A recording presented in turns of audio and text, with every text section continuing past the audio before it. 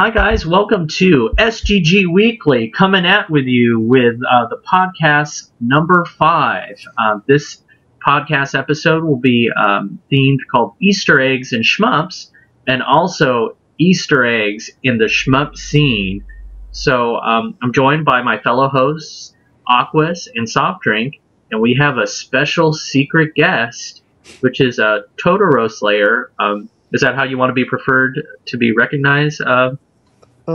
Call me by my name. It might make it easier for people to find me or talk to me or contact me in the future.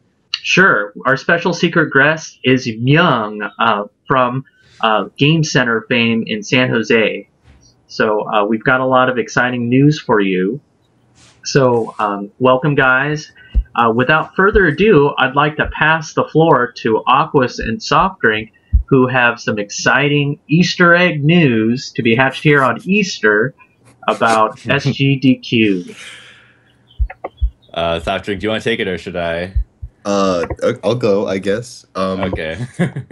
So, something that Aquas and I and some of the other STG Weekly staff have been talking about for a little while, especially after seeing Padishu's DOJ run in the bonus stream from AGDQ, was let's get shmups to a GDQ event as part of the mainstream. And since I know Aquas knows Rom Scout, he talked with Rom about that, and we figured out how to submit those as exhibitions to the event proper. We put in some submissions for 4 different proposals: a Ketsui run played by me, a Mushi 1.5 original run played by Aquas, a Guange run played by Aquas, and an Escatas score competition between Radical and Aquas. Now, 2 of those got rejected during the first round of culling, but the Ketsui run and Mushi 1.5 original run have made it through the first round. Now, they could still get rejected later, but this is amazingly cool already. So this is a really, really, really big deal. And I'm super excited to see what happens with it. Congratulations, guys. Yeah, it's really insane. I think before last year, we were pushing for that, right? To have demos, but it did not. Yeah, the idea was kind of lingering around for as far as something going in at GDQ, but yeah, the hurdle of basically these are speed game events was still kind of more relevant at that time, and we weren't sure where we could fit in. But basically, these DGQ events have become like a centrifuge, you'd say, of gaming culture almost lately. So it'd be really nice if we could get some of these shmups basically represented there. Yeah, and one thing that I think is kind of helping us in push in there is TaskBot, the group that did those amazing demonstrations last year, is actually submitting an Ikaruga run. They're going to have a TAS of Ikaruga, which should be really, really, really interesting. Wow! And they're using the maximum score input replay, which has been a kind of a work in progress project for a year or so now, and I think it finally finished a couple months ago. So that's really, really, really cool. So yeah, they're definitely open to the idea of having a different type of game like a shmup, which is really awesome. But yeah, they're definitely open to it. I mean, as you can see, they accepted 2 of our games, and we'll have to see where it goes. Yeah, so this is super exciting. So I'd like for you to maybe talk about how that process went for our viewers at home. Maybe we can get other people out there that are watching the show come when the next Games Done Quick comes about, how to submit episode. Can you guys talk to them about that? Yeah. To submit an entry. So like what does that entail and whatnot? So it's pretty straightforward. I mean, basically you go to the GDQ page, and then you'll be prompted to create an account if you don't already have one. It's like signing up for a forum.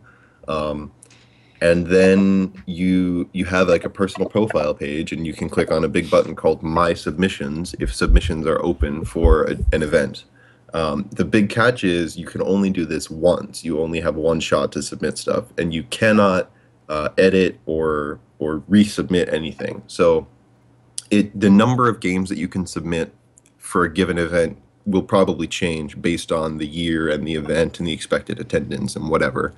But it's basically just a big form you fill out that has a lot of little details, like what game you want to play, what your expected completion time is, give a description, give a video, give a link to your stream page. And stuff like that's actually important because they will go to your stream and make sure that you're practicing your game if you get accepted. So it's pretty important to have proof that you're serious. Yeah, exactly. I see. So, did you guys use OBS or XSplit to capture the video, or? Well, in most cases, it was just taking a YouTube video or a Twitch archive. They'll accept Twitch archives or YouTube videos or basically anything of your replay. So whatever you can do to record a footage showing that you play your game well, there you go. Yeah, you do have to have the ability to capture your footage. That is still a limitation, obviously. You have to have some way of proving to them that you can actually play the game. But like if you stream on Twitch and you highlight any of your runs, then that'll be archived. Like I have YouTube videos and I have Twitch videos, and I submitted one of each for Ketsui, I think. Oh no, I submitted one of my YouTube videos and the STG Weekly panel video. Okay. With the run for Ketsui. And that was a bit more fitting for our submission in particular. Yeah. And it's really great that you were able to use the old footage that we had done for a different event for your submission. And that's why it's good to kind of get out there, because you never know what you can use for future events. Well, it's just like how the TGM guys used the Awesome Game Replays episode. Yeah, right? Example. I just find that so exciting because when we were doing the episode, it was just like, hey, the guys are here, let's do it. And not to pat ourselves on the back too much, but this is more of like, guys, you should record your stuff if you guys are getting together and doing any sort of, scoring runs.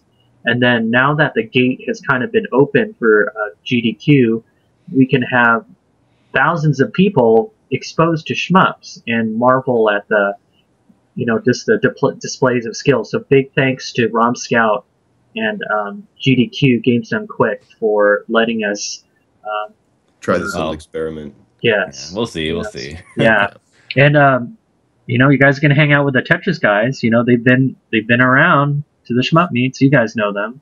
Yeah. So we can get your own crew going.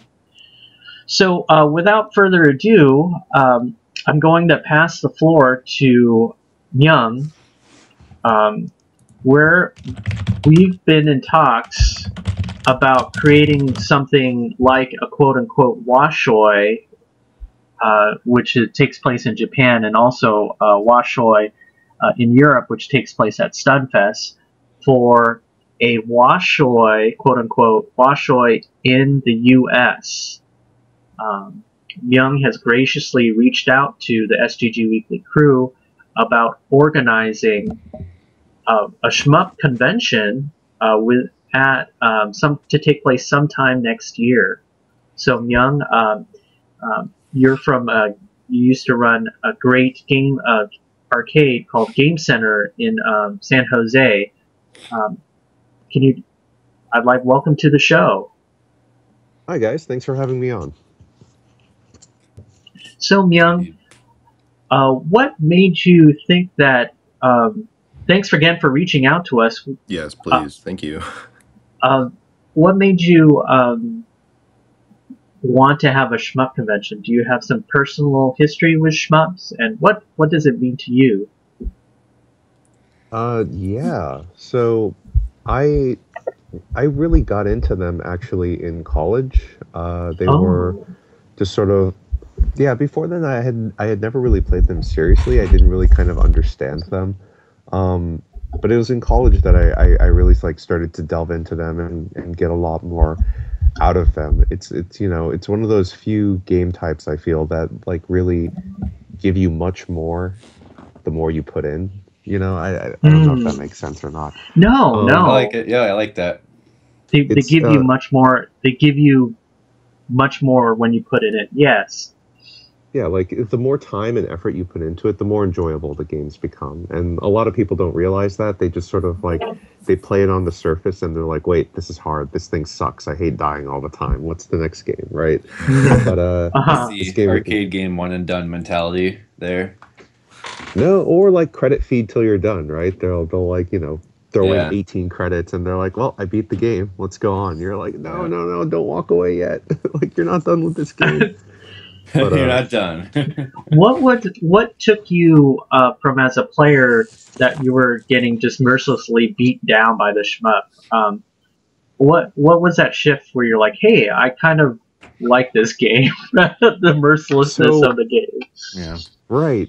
So actually, the first shmup I really experienced that with was Ikaruga, and I think what really helped Ikaruga become that is there's this really strong, I feel like, for lack of a better term, sort of like IL competition in Ikaruga.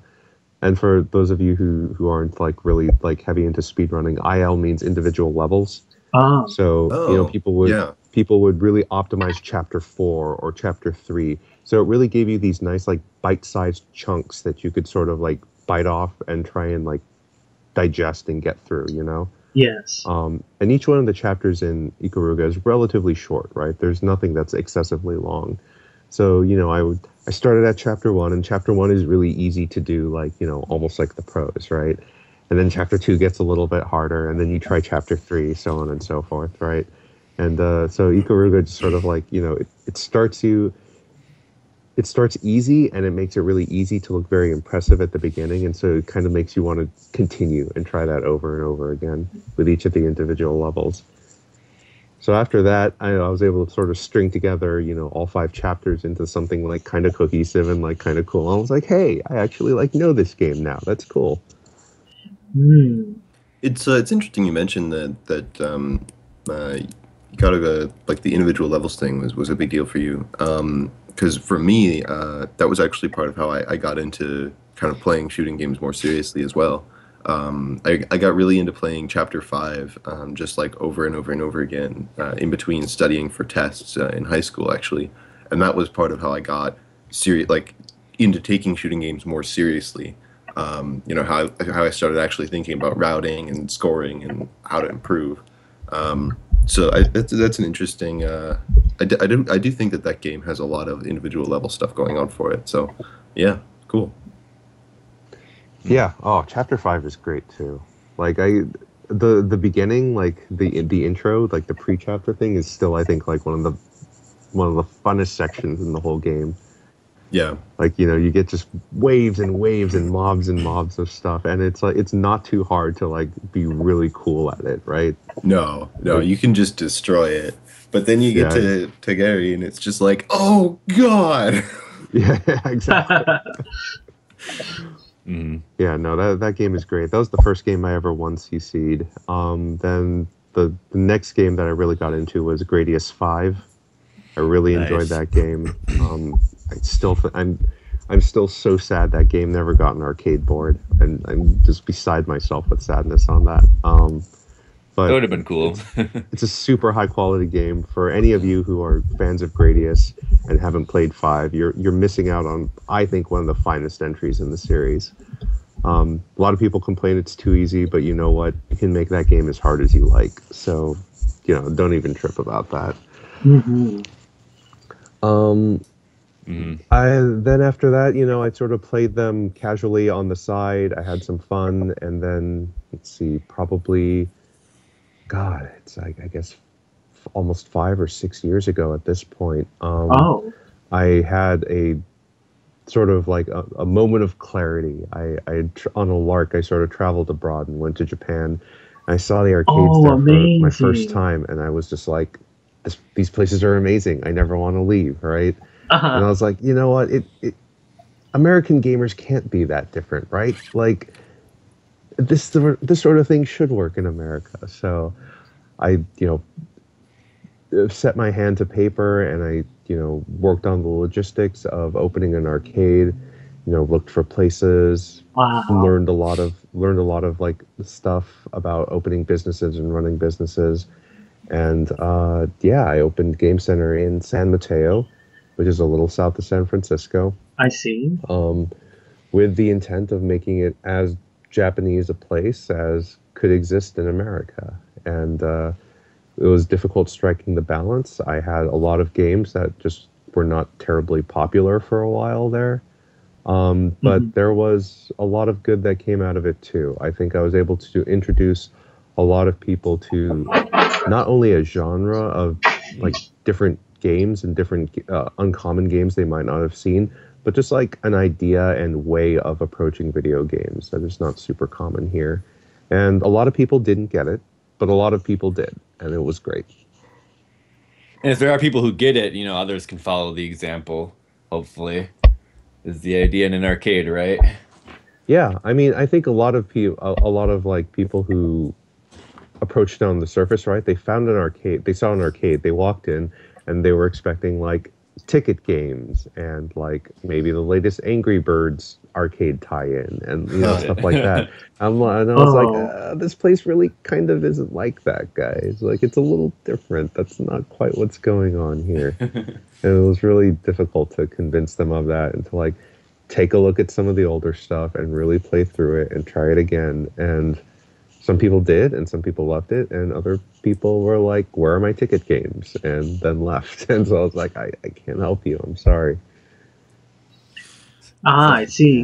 And as someone who was actually able to visit Game Center before it closed, I always had good memories of the place. I unfortunately didn't manage to make it out there very often because by the time I learned that it existed, I was already away at school here at UCLA.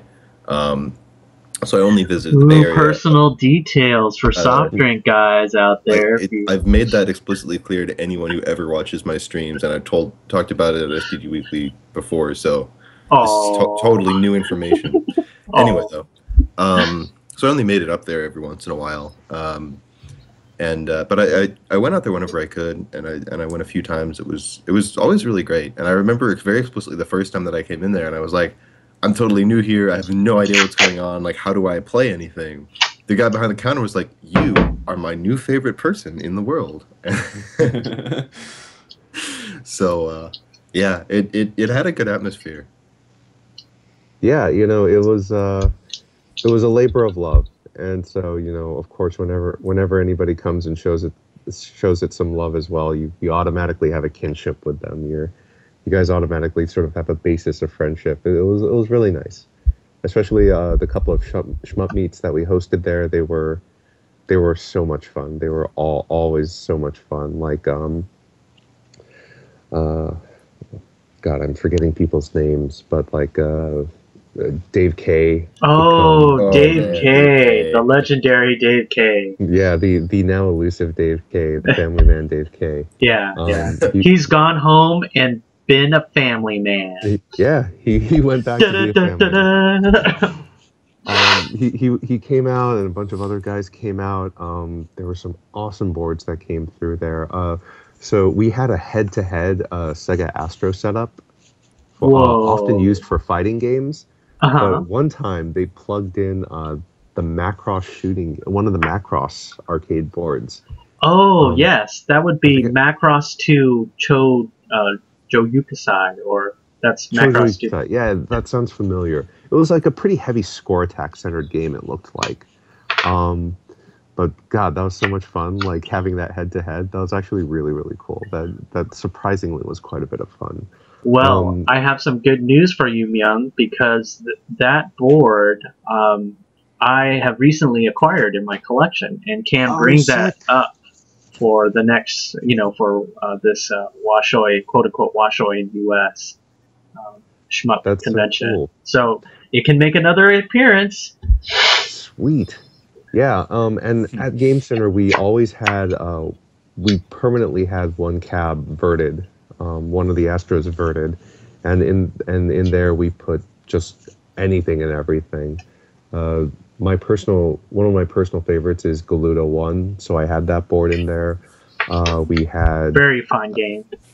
We had Garaga in there for a while. I think somebody brought in Ibarra once, and we ran that for a month, which is also a very brutal game. Which Soft Drink is quite the player at Ibarra. Ibarra? Oh wow, right on. Yeah, it's probably my favorite shooting game. I when I was there, you had Ibarra Kuro running for every time I was there, actually. Yeah.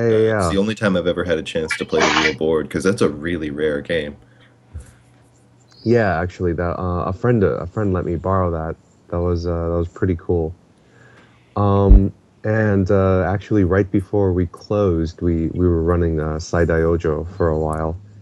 Wow! And it was great seeing who would come in and like see that board and be like, "Oh my god, I've never seen this board in America." And I'd like smile and nod and be like, "You get it, you know what's going on." While most people would just like walk right past it and like never really see it. I was just like, some people will know, some people will get it. That's true. That's really true. So yeah, probably about 2 years ago, I closed the doors. Not that it was like, doing terribly or anything, but it was just taking a whole bunch of time and it was paying its bills, but not much more. So I was just like, you know what? I can use the free time more. Yes. So I closed that up. And since then, it has actually kind of become something really awesome. Can you speak more to that? Yeah. So I actually kind of made it into a private social club in a way. Ooh. How this really started out actually was, so we closed down, and that Saturday, so some people messaged me on Facebook. They're like, so are we going to play games still? And I was just like, guys. And I was like, you know what? I have all these machines like in storage. I had rented out like this industrial warehouse space to sort of fix stuff up and eventually sell it. I was like, oh, you know what? I still have them in storage, so yeah, sure, why not? And so like everybody came over. Okay. And the weirdest thing is they kept coming over, right? Like every other weekend they would be there and be like, hey, games. And I was like, guys, we're closed. And then they're like, yeah, but you're still here, right? So games.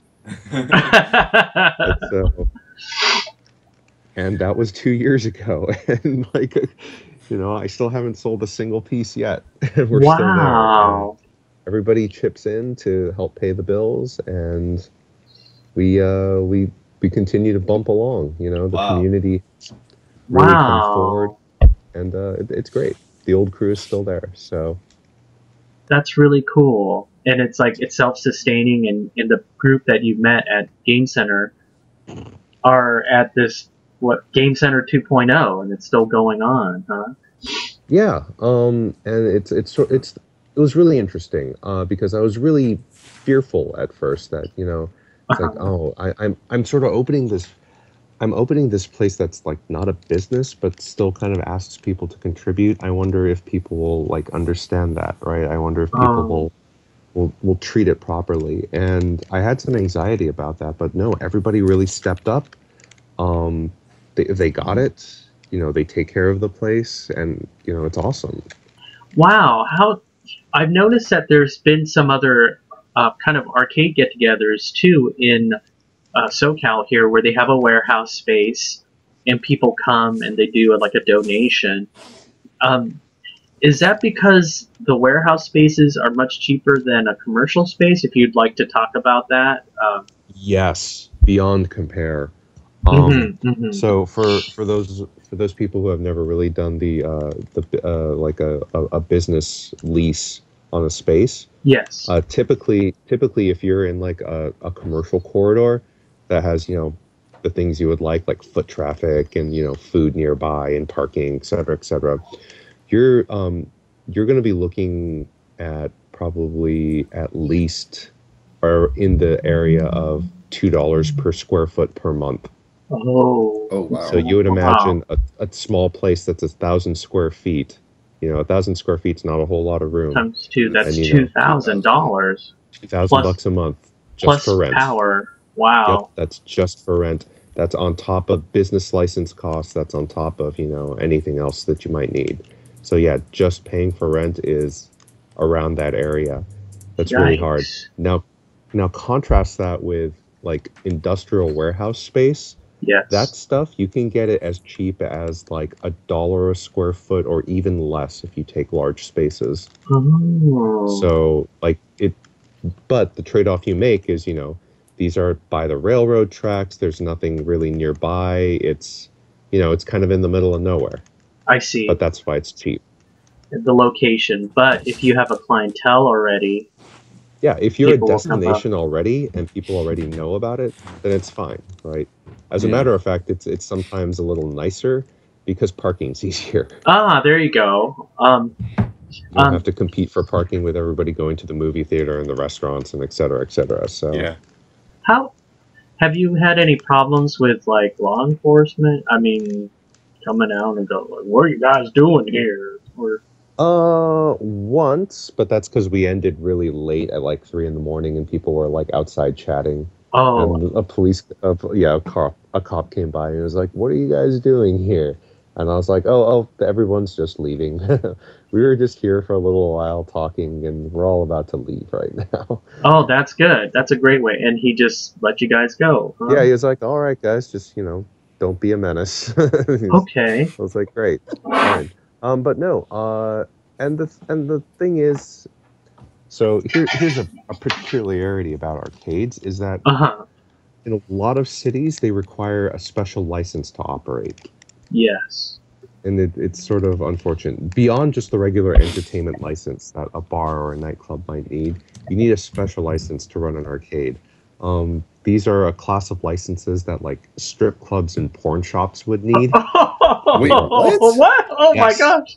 Is this like a cabaret license or something? What they call?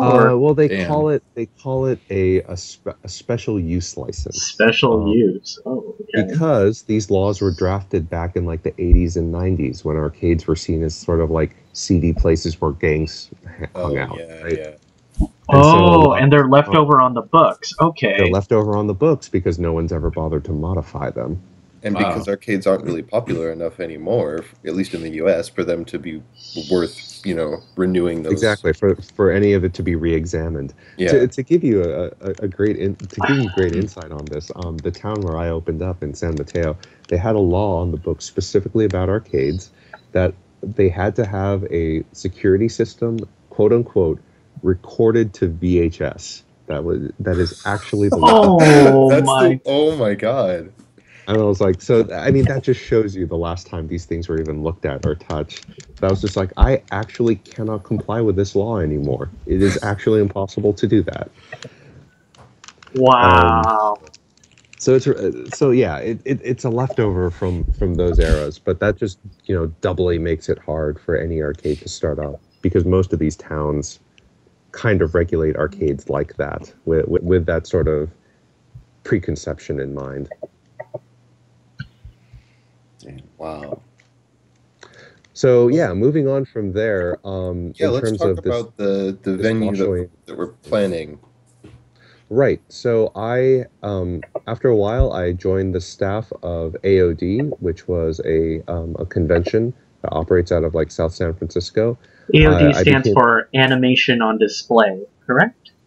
Yeah, it used to until apparently we ran into some like copyright issue with that or something. Now AOD stands for AOD. We kind of never thought up another good like acronym for it. So okay, it started as that, and it has now sort of stayed like that. Okay. So yeah, I joined the team as head of video gaming, and it worked out really well. People really enjoy the cabinets that we bring. So I get to bring a lot of the old stuff from Game Center with sort of the new games that I get and sort of the new technology I'm able to bake into them. It makes a really cool experience for a lot of people.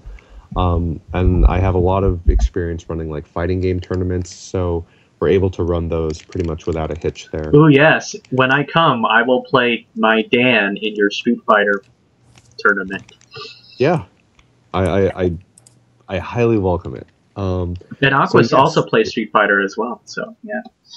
Everybody plays Street Fighter. Yes! I don't play Street Fighter. Oh, Soft Drink. I'd like to get into it, but I've never had like a good avenue. What we'll do is, Soft Drink, your goal is to get good at Street Fighter, and then you, me, and Aquas are going to have a battle royale and see who's the... Oh God. Yeah. That would actually be like a really fun like Shmup Meet side event, right? Like the random fighting game. Yeah, like a fighting game like Death Roulette or something like that, right? Yeah. So yeah, I've been working with them, and I was sort of given free reign, especially after this last year's AOD. The game room seemed to be a really popular destination. A lot of people enjoyed it, so we were sort of given a little freer reign. And the head of AOD told me, you know, come up with something that's a real crowd pleaser, and show me what you can come up with. And so I was like, you know, when it comes to crowd pleasing, it's hard to top shmups, you know. That is correct. Everybody loves watching just, you know, the millions of bullets fly. It's a real big crowd pleaser. So I was like, let's get it together. And they already have experience with, you know, getting guests over from Japan. We could really put together a great show for people. So that's why I contacted you guys, and that's why I'm really excited to be working with you. Well, thank you so much. I mean, it's super exciting for us too. And just to restate that for the chat, who don't seem to be getting the message, we can bring people from Japan. So give us suggestions on who you'd like to see. Yes, and if you have connections with Japanese contacts, you know, we can start doing talks of bringing them over. You know, we can work something out. But yeah, that's really amazing. It's kind of funny because recently we've sort of been getting in kind of on the back floor with some of these conventions and other events. Like right now we're doing a lot of stuff working with TohoCon. So it's kind of exciting to, to see with that John transition. Lee in like LA, right? Yeah. We're going to be helping to run the game space, and we're going to be managing the live stream from the event. So we're planning a couple different tournaments, including a Phantasmagoria Flower View tournament, and we have some staff that's going to be in charge of that.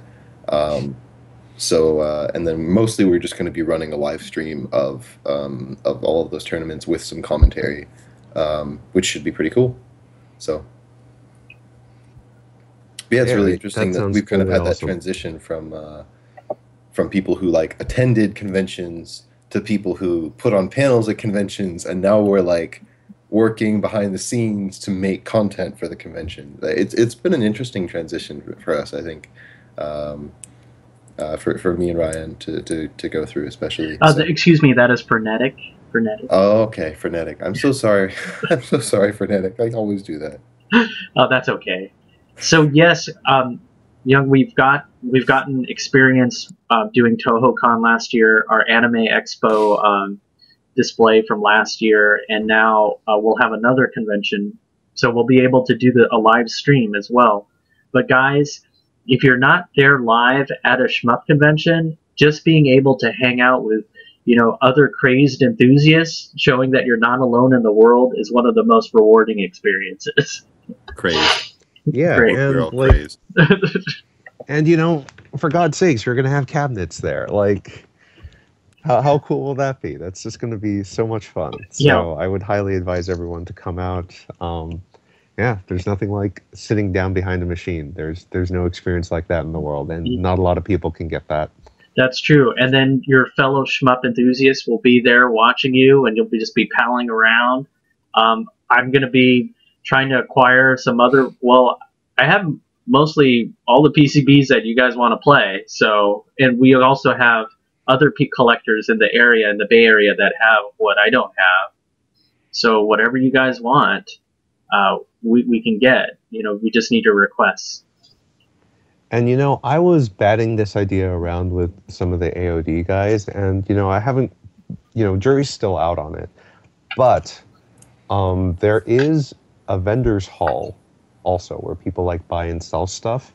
And even if you guys don't necessarily get a hall there, it is entirely possible to formulate a time for people to do swap meets. If you guys want to sort of buy, sell, and trade. And we do have cabinets there that you can test the boards out right on there. So, you know, if you guys wanted to, we might be able to set aside some time to do something like that. Ooh, that sounds good. Kind of a shmup swap meet, right? Or a Shmup meet. Yeah. Yeah. Wow. Oh, so we have an Just for interesting fun. question from chat here. Are you familiar with Darius Burst, Myung? The gigantic installation cab. Yes. Yes. I'm not assuming that you have one. I do not, regrettably. Oh, bummer. Okay. They are you can get them in America, but they are large. They are difficult to transport, and they are And they're excessively expensive. incredibly expensive. I know. I've actually looked at it's bad. Okay. We've recently had some interesting stuff happen with that game. We've been able to stream it a couple times, and it's really a crowd pleaser. So it'd be nice if we could try to find a way to do that. But obviously, if we don't have the cab, that's quite impractical. So Hey, you know what? If somebody has the cab, and I will help them bring it. I mean, it's for sure. Like that sort of thing would be great. You want to know the big problem with the Darius Burst cab, as awesome as it is? Oh no! Please tell us. It can't be used for anything else. yeah, Like the form Yeah. factor and like the hardware inside makes it so you can't put a 360 in there, you can't put a PS3 in there. God help you if you want to vert the thing. Like that's not going to work. You cannot use it for anything but Darius Burst. Well, Alimony in the Bay Area does have a Darius Burst PCB, and he has a setup that he has hooked up to conventional monitors, a pair of conventional monitors. So that would actually probably be a route to being able to display it, is actually just hooking it up to projectors and monitors and stuff through his PCB. So now that I think about that, that's actually something that could work out if people are interested in seeing that. Double 16:9 monitors side by side. I mean, and I guess if you got like the correct mount stand for them or something like that, you could put together something that's pretty compelling. Yeah, I've played on his setup and it's fantastic actually. So it's a little. Oh, hey, bit Mr. Igloo's in the chat. What's up? We need our Super Turbo run back. Ooh, yeah, Mr. Igloo. Oh, can you talk more about Mr. Igloo? Mr. Igloo was like I'm hoping this is the same Mr. Igloo who plays Super Turbo. But yeah, a lot of people might not know this, but the one fighting game that I really do play pretty seriously is Super Turbo, the really old Street Fighter. And Mr. Igloo came once and totally bopped me. Whoa! I had no idea who he was, and he totally bopped me, and it was great. And I was like, Mr. Igloo, we must meet again when I'm stronger. And we have yet to have our rematch. So wow. Nice. That's fantastic. All right, so it seems like we're winding down a little bit with this opening description. Do we maybe want to move into kind of the Easter eggs in shooting games part of this broadcast? And Sure. Then, if people could please continue, putting out game suggestions and thoughts about this idea in chat, please do that, and we will address those comments as they come up. Yes. So, moving on to the Shmup's Easter eggs part of this podcast, I'd like to bring your attention to the earlier Shmups, which had a lot of Easter eggs. So, the first one we're going to highlight is Galaga. So, in the Galaga game for Namco, they had a no fire cheat. And so basically... Ryan, are you there? Yes, I'm here. Can you hear me? Yeah, I can hear you now. You cut out for a second. Oh, okay. I guess my push to talk. Let me just take it off push to talk real quick. Sometimes I have planes, trains, automobiles, and other dogs that come in, so that's why I do that. So, in the Galaga No Fire Cheat mystery, in the first stage, if you if you let all the enemies go on the screen and don't kill the leftmost bees in the first stage, you kill all the aliens besides those two, and if you dodge their fire for 10 to 15 minutes, they stop firing at you. And basically, you could play the entire game and without any of the enemies firing at you, so no bullets. And I remember seeing this cheat done at an arcade when I was about I was really young, like maybe 8 or 9 years old, and I distinctly remember this guy, Tad. He would always put his initials in Tad, and I thought Tad was the coolest guy. So he was able to pull off this cheat, and I would just stood there and watched him play. This is probably seared on my brain to come in years later when I was like, and shmups were like, this was like, just to watch this game and this guy just go throughout all the stages and see all the different types of aliens, because there's huge amounts of aliens in this game, and just basically, you know, kind of play through the whole game. That was really amazing. So the Galaga no fire cheat. You guys should try it in MAME. 15 minutes. You have to like, sit around and then it works. Yeah, about 10 to 15 minutes. Basically, they'll shoot bullets at you, and then it'll overrun like a bullet buffer or something in the game. And once they stop firing at you, I think you have to wait, even though that they're not firing at you. They'll make the bullet firing sounds, but no bullets will come out. About 10, 15 minutes. So if you guys want to take that up, that's pretty cool. So moving on to some more earlier games that have a lot of shmup. Well, hang on. Jamers is asking if this is a bug instead of an Easter egg, because it sounds more like a bug than something that was intentionally added to the game. You know, they say it's unsure, because this fellow called Christopher Cantrell examined a ROM dump of the game in 2005, and there was a design flaw in the logic of the game where it allows the two left Bs to fill up and clog the shot buffer, but they don't know if it's either intentional, because maybe one of the programmers was rumored to have put that in order that he could always get the high score at the arcade. So also what's very different about this being a bug is it's so subtle, right?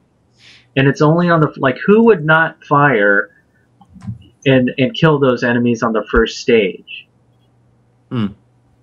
without having it already put in? You know what I mean? Like, it couldn't have been independently done. And given that the game, when I was young, and the game hadn't been out for such a long time, it might be an Easter egg, because I remember seeing it when I was young, being actually done. So it can go either way. Nevertheless, it's still there. And maybe it'd be you, Jamers, that can go hatch that out. Yeah. Maybe it's an Easter bug. Half and half. I don't know. Okay. So the next Easter egg we'd like to talk about is in Xavius. So have you guys played Xavius? Any of you guys? Oh, yeah. Yep. So played a bunch of it. So Xavius has 4 secret flags that are in the game, and they always appear on the same horizontal strip. So even though it might be in the same horizontal strip, you have to move back and forth, and you have to carpet bomb the particular strip in order to expose the flag. It's like the famous Namco flag. It's like a yellow flag with a red S, and you can see that flag easily in older games such as Rally X. So when you get it, when you expose it, you get points, and then if you touch it, you get an extra life or bonus points depending on how the dip switches are set in the game. So look for those 4 flags. Also in Xavius, have you heard of the Soul Citadels in Xavius? No. No. Yeah. So this is where, like, scoring secrets, I think, in Easter eggs in games, kind of that finding, like, that puzzle aspect of, like, okay, I need to find a hidden secret, and this hidden secret will give me extra points, right? You're in the arcade, you're putting your initials. Sometimes in the old game centers, they'd have like a chalkboard where you would write your initials, right? And so the Soul Citadels, you have to basically be using the bomb button to try to reveal the citadels. But what's a really neat thing is, like, to find them, you have to your reticle, your bomb reticle, the bomb site is normally white. But if it hovers over one of the hidden Soul Citadels, it turns red, and then you can bomb it. So people were probably just hunting around and watching, like, their reticle turn red. and you get 4,000 points each, 2,000s for uncovering it by bombing it, and then you have to bomb it again for another 2,000 points. And remember, this is like one of the most earliest game. This is probably one of the first vertical scrollers in the game, in the shmup scene. So it's the game that's credited. I don't know if it's the first game to ever have like a scrolling background like that, but it's the game that's credited with starting kind of the idea of putting shooting games in a environmental context. Yeah, I'd agree with that, Soft Drink. Yeah, good point. The last part. It's the first time you saw not space. Yeah, and one of the things that I think is really great about Xavius is that it's both the first game that does that, and it's the first game, or the quote-unquote first game that does that, and the first game that also has kind of bombable ground targets, which is something, and these kind of like hidden secrets, which is something that we see return on later on in the genre quite a bit, with stuff like the Rising games, which are, I think it's a really kind of important part of how those games function, and those are considered to be. It's really interesting to see the evolution of those mechanics, I should say. Yeah, maybe we should talk about the evolution of the bomb button, where it used to be kind of getting rid of the two planes of enemies. Like it's the second plane of enemies that you couldn't kill with your first shot, and then finally all the enemies being on the same plane, and then the bomb button being like a button clearing, and how that took over, because we don't really see bomb buttons used to kill like tanks per se, ground enemies. So,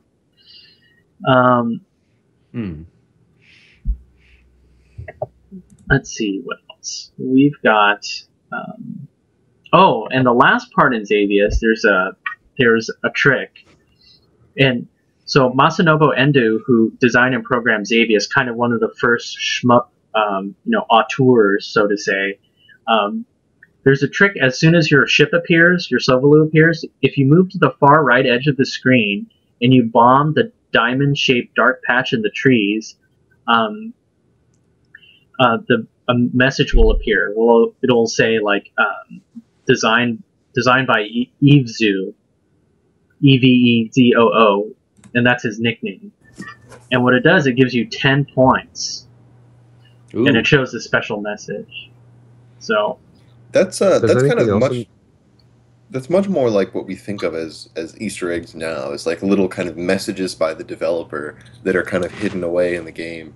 And I feel like a lot of especially earlier games like around that time had those kinds of little messages from the developers, mostly because the developers themselves weren't really being recognized. Like I know that there's a lot of games for like NES and Amiga and such, like where you have those kind of, or the early Atari systems, where you have like little secret rooms that you have to get into to see little messages from the developers, because the developers themselves weren't really being promoted in a big way. And that's kind of evolved into the more modern concept where, like, I still remember in like the Halo games you have little like bouncing cardboard cutouts of some of the dev staff in like secret parts of the levels.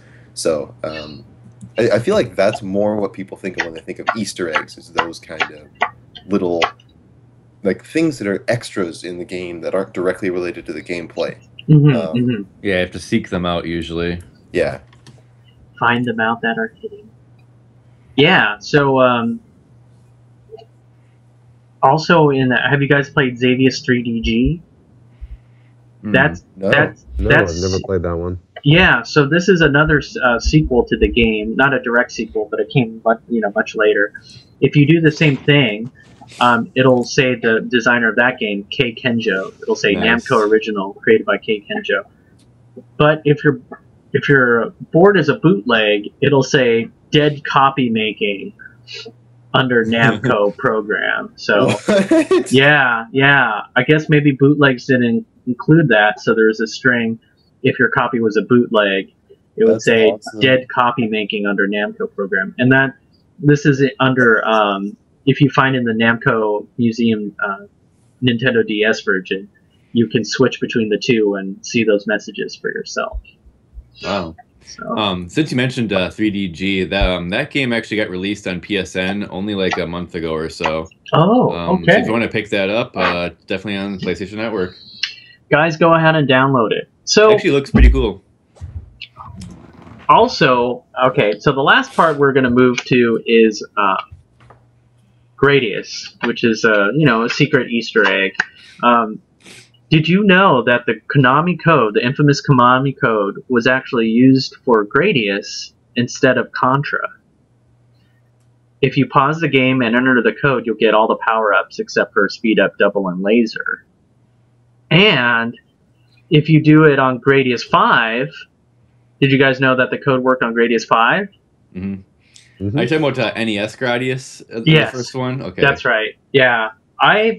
A little background history about this code was I was playing at a gaming convention where we play board games and whatnot, and one of the special guests was from the television series King of the Nerds, and I was competing on that King of the Nerds in this game show where they had the guests, and the contestant was what was his name? Ivan Von Norman. And Ivan Von Norman was there competing with the rest of the other contestants, and he and I got into it on this question about which game was the first one to use up, up, down, down, the Konami code. He rang in early and said, what do you guys think he said? Contra. Yeah. Everybody says Contra. Everybody says Contra. But me, the frenetic, the F-man, knowing better, he got it wrong, and then I rang in and I said Gradius, and then people were just amazed. And then I ended up winning the contest against the individual ones, but then I had to play against everyone else, and then I lost. But for my prize, I got a box of bran flakes. I'm sick. I hope you have that framed. Yeah, I think I still have the box. I think it's Fiber One or All Brand. Oh my god. Yeah, all the good stuff. Yeah, you guys should definitely keep your fiber going. So, and actually, on the topic of the Konami code, did any of you ever try that in Gradius 3 for the Super Nintendo? No. Yeah, Icarus really mentioned funny. this in the chat. Yeah. If you if you use the D-pad, it'll kill you. Yeah. So the up, up, down, down, you do that on the D-pad, but the left, right, if you do that on the D-pad, it kills you. If you use the shoulder buttons, it powers you up. Wow. How many kids have, like, as soon as they got Gradius 3 and they're like, okay, I'm gonna do the code, and then they go, and then you die, and they go, oh no. Think about that. Cool thing, you just explode. Yeah, cool thing about the code is Konami typically limits you to using it as well. Mm-hmm. You can usually, in some of the later Gradius games, you could only use it once for every stage you've already cleared. So if you've cleared 3 stages, you're allowed to use it 3 times, and you can't use it anymore. Oh, I see. So in that way, it can be used to practice to recover back up and continue practicing at full power, which is a really good use of it. Well, guys, speaking of Gradius Easter eggs, did anybody cover the volcano Easter egg? No, go for it, Young. No. See, our super secret guest has another. So I believe it's actually in the first stage. There is a volcano with its middle section cut out that your ship can actually fly through. So it's like the base of the volcano, then the top of the volcano, and then sort of an empty space in the middle. If you fly 3 circuits around it, so you fly through, if you thread that needle and fly through the mountain, go over the top, go back around, and if you do 3 circuits around the top portion of that volcano, you get a special bonus point score. Mm-hmm.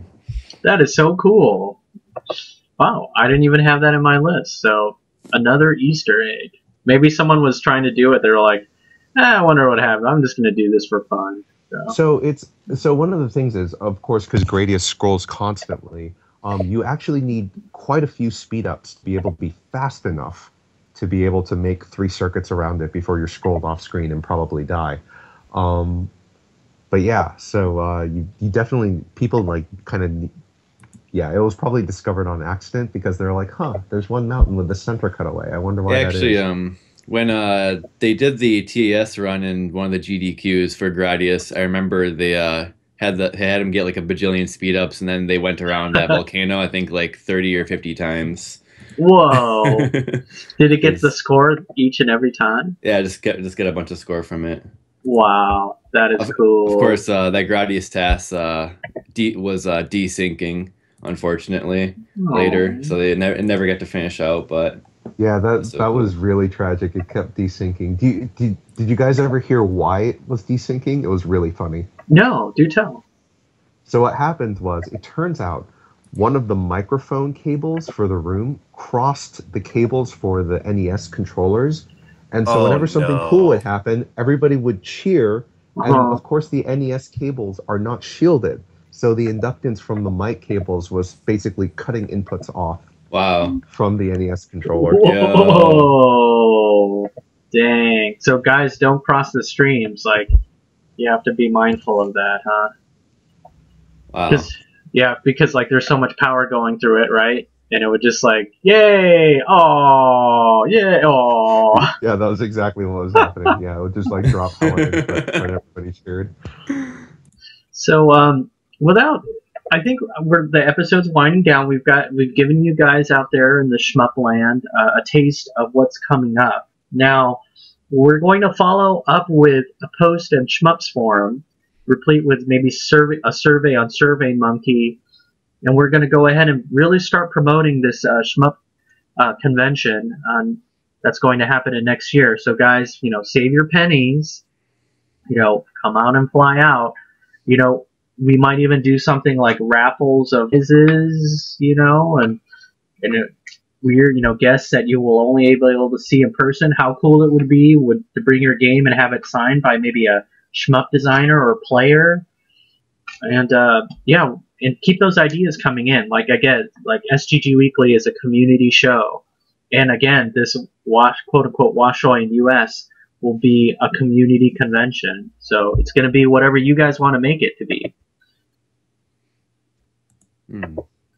It's exciting. Yeah, to add on to that, that's exactly right. This is an event for you guys. So if you can think of something that would make it a great show, that would really help you come out, list it in. I can't promise that we'll do absolutely everything. No one can ever promise that, but suggestions are great. And what I can promise you is that we're going to do our best to make it the awesomest show it can be. Yes. All right, guys. Without further ado, host, do you have any things that you would like to add before I cut the episode?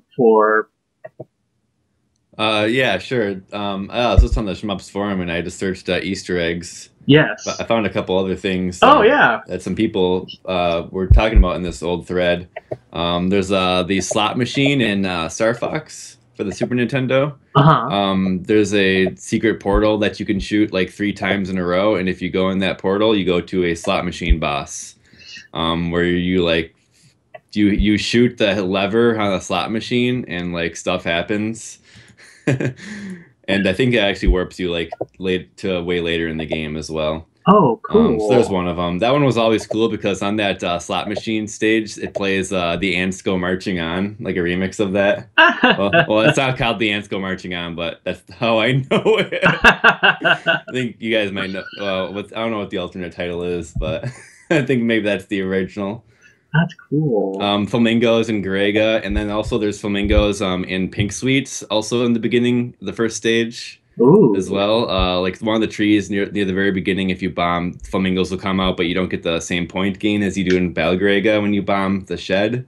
Oh. And the flamingos themselves are based on the flying squirrels from Gun Frontier, which are worth points and which block your shots in stage 5. Wow. That was pretty much the kind of one of the main ones I saw here. They're talking about some other ones, but they were also confused on whether it's like, are they cheats or what is an Easter egg? But Or if Yeah, they're they even glitches. glitches. To be honest, cheats. the Easter egg isn't really that well defined in modern games either. I mean, I think that now it's more obvious because you can do more in a 3D game in the way of like, oh, I'm gonna put like a 3D model of myself, like, or I'm gonna put, you know, there's just like randomness that you can add in these larger worlds that you can explore in more detail now. That's a very you know, in a good shooting point. game, you can't really like sequence break a shooting game. You can't go outside the level for the most part. And often that's how those secrets are presented. It's like a secret room or a secret kind of corner of the level. Or like in some of the Metroid games, if you in Metroid Fusion, for example, if you do one particular sequence break and with very precise execution, you actually get a message from the game. It's like, oh, I wonder how many players will see this message. You weren't supposed to do that. That's a very good point. Yeah, that is a very good point.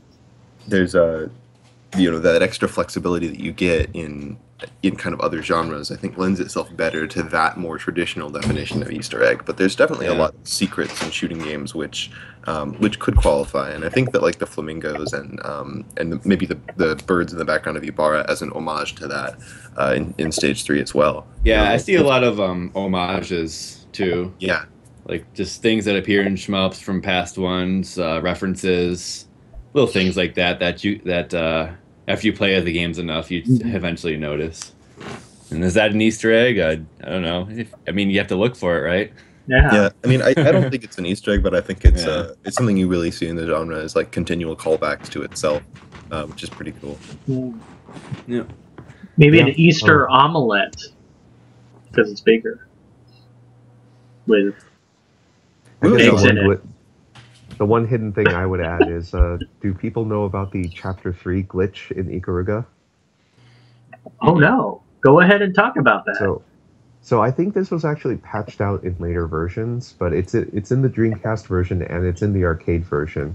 Which, by the way, the arcade version of Ikaruga, kind of cool, totally not worth the hassle. Oh, okay. It is one of the most like troublesome things to put together, but that can wait for another time. Well, it's just 'cause the Naomi GD-ROM setup is really finicky, right? Not just that, but you need to vert it. There's a setting on the board to set it to vertical.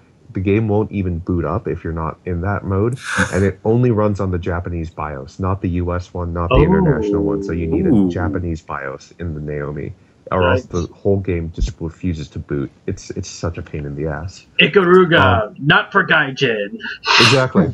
No, the terrible foreigners must not know of this game. We will never let them have it. But yes, so Chapter 3, and it would be fun to see which versions have it and they don't. The intro to the chapter, you go through it as normal, but right as you kill the last wave, before the boost cutscene comes on, you know how that always happens. Like it zooms into your ship and then you boost into the rest of the chapter. Yeah, right, that little like cut text. Yeah. So right before that, go to the top leftmost of the screen as much as you can. Right before that happens, before it takes control away from you. And in the older versions, you will actually clip into the 3D models of the background. Whoa. You'll actually clip right in. Your ship will disappear. You'll clip into the background scenery, and you'll see it happen. I think they patched it out in newer versions, but I'm really curious to see which ones it still exists in. I think it's just the movement, actually. The movement is a little bit more constrained in the newer versions of the game. You can't move quite as far into the edges. So I'm wondering if that's just how they changed it. That's interesting, actually. I have never seen or heard of that, but I imagine it looks pretty funky. Yeah, it's pretty funny. I mean, your ship just disappears for a little bit, but it's sort of one of those funny things that, people who know how to do it can do it. That's awesome. Well, on that note, again, guys, we're going to see the topic in Shmup form, and we'll also have a survey. We want to see what you want to see. And then, Washoy, quote-unquote, in U.S. Shmup Convention next year. Be there. Yes. Okay, Absolutely. I'm going to go ahead and thanks again, Young, for coming on and talking with us. Thank you. And sharing thank that. you guys. And I guess as far as closing comments, just wanted to say that I'm really, I'm still like amazed and shocked that we got some stuff into SGDQ. I'm super excited about that. So please, everyone, check that out. And thanks all for your support. I posted about it in IRC and on Twitter, and I got a lot of really positive feedback from people. So Soft Drink will be doing his practice runs, and so you can watch it on his own personal channel and watch the journey. Right? Yeah, totally. Yeah, that wasn't why I brought it up, actually, but yeah, you could totally do that. Yeah, I really just wanted to say thanks. I mean, this community's been just really supportive throughout my entire time here, but this in particular is like, and I'm sure Aquas is getting some of that too. So yeah, everyone. So far, from what I've seen with the whole GDQ and Shmup submission thing, people who've been hearing about it are just really excited for us to try to get something through. And I think the committee of GDQ is noticing that as well. And they want to have something to happen, but it's a matter of pleasing the masses, right? Yeah. And I'm aware that we do not speak for the majority, but we'll see what happens. We already have our foot in the door, so. Yeah, I think a year ago, 2 years ago, this would have not been even on the board, right? It would have not even been on the block. And now a year ago, it seems like we're gaining, ground step by step. Yeah. So let's all join hands and keep looking into the future. Shooting game never die. Also, Shmup Esports 2015! Also, Easter egg multiplier X bajillion. Okay, guys, on that note, this is SGG Weekly, the Shooting Game Weekly, signing out. Thanks for watching. Thanks, everyone. And thanks for your support. Thanks, guys. Happy Easter. Happy.